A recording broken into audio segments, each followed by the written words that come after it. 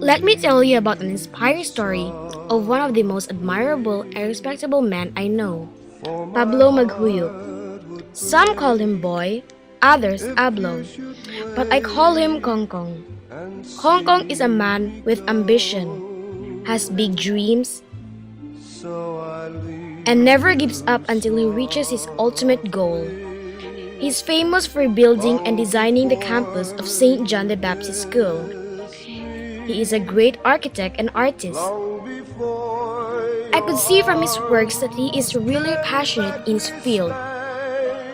Kong Kong is also an admirable father and husband. Not only that he was able to support and finish education of his 4 kids, Gina, Jillian, Gladys, and Gary, he finds ways just to provide the needs of his family. I could still remember back then when he used to tell us his story about his college life, how big his sacrifices are, and how inspiring on how he was able to survive all of those. His stories never fail to inspire us, especially me. I would always get excited every time he has a new story to tell. He is such an awesome Kong Kong. I could still remember when he would ask me to dye his hair and how he argues if it's already white or not. In case you didn't know, Kong Kong is one of the most generous person I've ever known, and I mean that.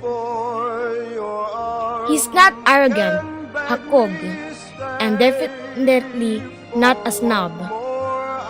He cares, but he's not just that showy. Another thing I admire most about him is his being family-oriented.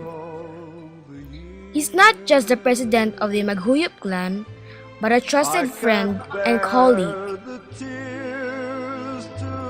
If I could just put into details how great this man is, it would take me a 5 series novel for me to jot it down completely.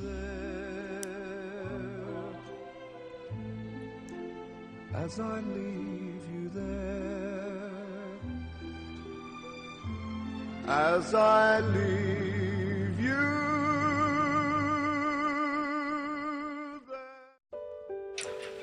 On April 19, we lost someone very dear and special to us. The moment I saw him, I couldn't stop crying. I wasn't used to seeing him this weak and vulnerable. The happy-go-lucky man wasn't there anymore. I couldn't see his sweet smile, and though his tears are blank, I could feel he was listening. The room was silent and people inside started to cry. We were praying while he was slowly catching his breath. 30 minutes passed when I arrived. He was gone. I didn't actually see this coming. If there's only one thing that can bring him back, I already did. But then, it would be selfish. The most painful part wasn't losing him. For me, it's seeing him suffer in pain, and you can't do anything about it. Sometimes I wish I could turn back time, so that I could spend more time with him, especially at times when he was alone. I could still remember our last conversation. He promised me that he would wait for me. And he did. He actually did. And it's one of the things that I love most about him. He never breaks promises. I know you're happy now, Kong. Say hi to Guama for us. We love you so much. I love you so much, and you know that. We will miss you, and in fact, we already do.